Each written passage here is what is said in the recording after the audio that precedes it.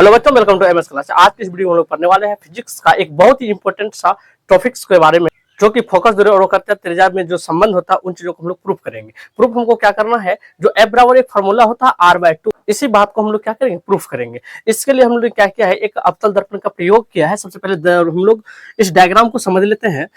तो हमने क्या किया, एक अवतल दर्पण लिए हैं, जो कि क्या है, मुख्य अक्ष है। इसी का एक नाम होता है प्रधान अक्ष भी बोलते हैं, और इसको ध्रुव बोलते हैं, इसको फोकस बिंदु बोलते हैं, इसको क्या बोलते हैं, वक्रता केंद्र बोलते हैं।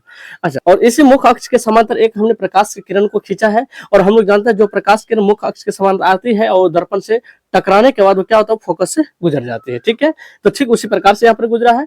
अब देखिए, यहाँ पर हम लोग जानते हैं ये क्या हो गया, आपतित किरण, ये क्या हो गया, परावर्तित किरण। ठीक है, इसके बीच में एक क्या होता है, लंब होता है, जो कि इस प्रकार से इसको हम लोग डॉट डॉट से दिखा दिया, विलंब का कार्य कर रहा है। और हम लोग जानते हैं कि अभिलंब और आपतित किरण के बीच में एक कोण बनता है, जिसको हम लोग क्या बोलते हैं, आपतन कोण, जिसको हम लोग किससे दिखाते हैं, आई से दिखाते हैं।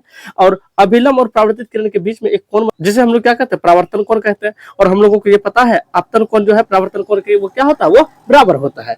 तो ठीक उसी प्रकार से हम लोग यहाँ पर देखेंगे, यहाँ पर त्रिभुज बन रहा है ABC और CBF, दो त्रिभुज बन रहा है। तो हम लोग यहाँ पर लिखेंगे कि कोण ABC वो बराबर होगा कोण CBF का, क्योंकि ये दोनों कोण आपस में क्या है, बराबर है। लेकिन कोण CBF, और इसको हम लोग मान लेते हैं 1। और यहाँ पे हम लोग रीजन देंगे कि किसके नियम से हुआ, तो परावर्तन के कोण के नियम से लिखेंगे, परावर्तन कोण के नियम से।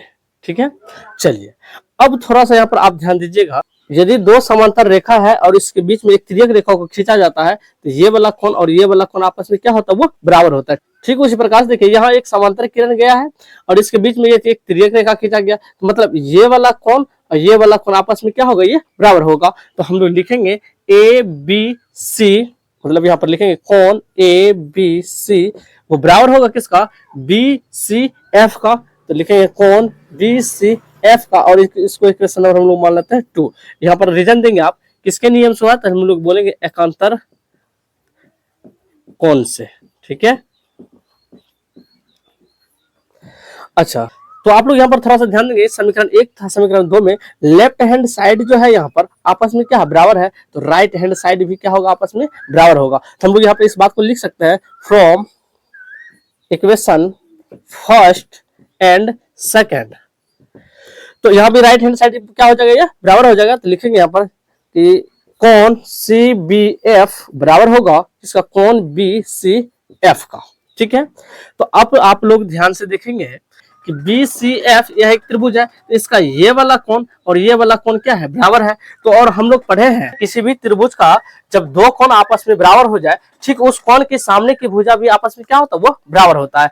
तो यहाँ पर भी वही देखिए, ये B जो है ये किसके बराबर है, यहाँ पर C का बराबर है। तो मतलब इस कोण के सामने की भुजा ये हो जाएगा, इस कोण के सामने की भुजा ये हो जाएगी, ये दोनों आपस में क्या होगा, बराबर होगा। इसी बात को हम लोग लिखेंगे यहाँ पर, चूंकि यहाँ पर जो होगा इसके सामने की भुजा क्या हो जाएगा, BF। तो लिखेंगे यहाँ पर BF बराबर हो जाएगा किसका, इस कोण के सामने भुजा क्या हो जाएगा, CF। तो लिखेंगे यहाँ पर CF, और इसको हम लोग मान लेते हैं कितना, समीकरण 3। ठीक है, और आप एक चीज का और ध्यान दीजिएगा, आप जो यहाँ पर B देख रहे हैं, ये एक्चुअली ऐसा नहीं होता है। ये जो B है P के क्या है, ये बहुत निकट होता है। हम लोग दिखाने के लिए जो है इसको क्या करते हैं, थोड़ा सा बड़ा बना देते हैं।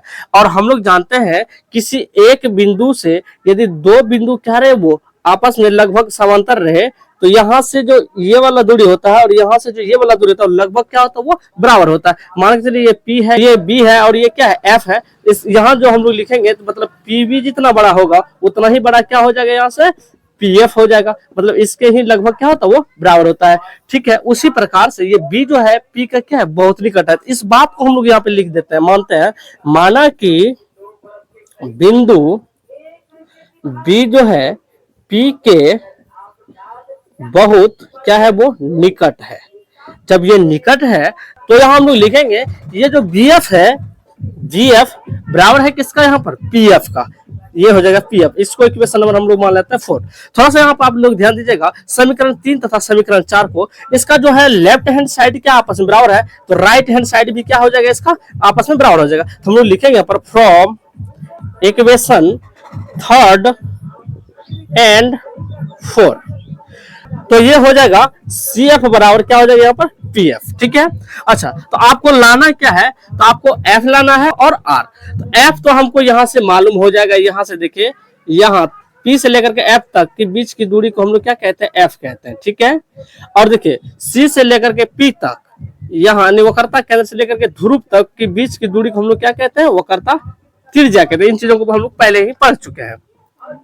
तो आपको लाना क्या है, यहाँ पर आर लाना है। तो आर लाने के लिए क्या होगा कि सी एफ और पी एफ दोनों को ऐड करना पड़ेगा, तब जाकर के यहाँ से लेकर के यहाँ तक की दूरी आपको मिलेंगे। तो यहाँ से हम लोग इसी चीज को करते हैं। देखिए इसको ऐड कीजिए तो ये हो जाएगा सी एफ प्लस यहाँ से क्या हो जाएगा यहाँ पर पी एफ, और बराबर तब यहाँ से लेकर यहाँ तक क्या हो जाएगा, सी और पी हो जाएगा। अब देखिए सी एफ यहाँ पर आप देख रहे हैं, तो यहाँ से थोड़ा सा ध्यान देंगे, सी एफ जो है वो पी एफ के क्या है, वो बराबर है। यहाँ देखिए सी एफ जो है किसके बराबर है, वो पी एफ के बराबर है। तो इस बात को हम लोग यहाँ पर रख देंगे, तो लिखेंगे यहाँ पर सी एफ बराबर क्या हो जाएगा, यहाँ पर पी एफ, और पहले से यहाँ पर क्या है, यहाँ पर पी एफ बराबर इधर क्या है, सी पी है। आप यहाँ रीजन दे देंगे, चूंकि सी एफ बराबर जो है पी एफ क्या है, वो बराबर है।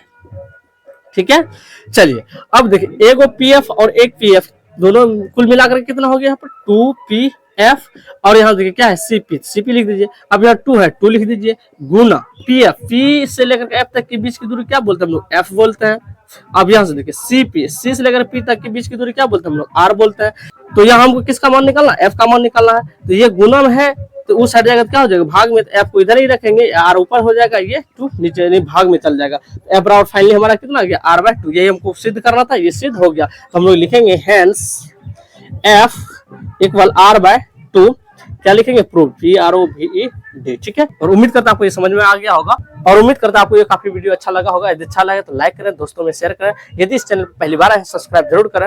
और आज की इस वीडियो को यहीं पे रखते हैं। और हाँ, इसमें यदि कहीं आपको समझ में नहीं आता है तो वीडियो को फिर से पीछे करके आप इसको देख सकते हैं, फिर समझ में आता है। यदि कहीं कैलकुलेशन करने में मिस्टेक हो जाता है तो आप जरूर कमेंट्स में बताएंगे।